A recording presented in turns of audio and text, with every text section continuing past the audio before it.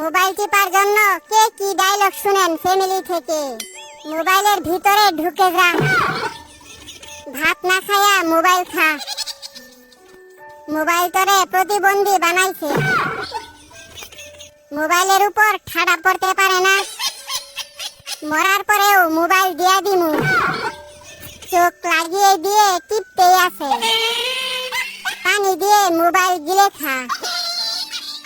নেশাখোরের মতো হইছে মোবাইল টিপতে টিপতে।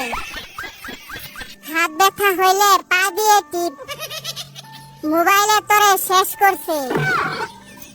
তুই কানা হয়ে যাইবি তো, এত টিপে মোবাইল নষ্ট হইতে পারে না। রেজাল্টের পর বুঝামু মজা, অন্ধ হইতে বেশি দেরি নাই। সারাদিন মোবাইলের মধ্যে কি দেখো? আমি বলুম না, আমার শরম করে।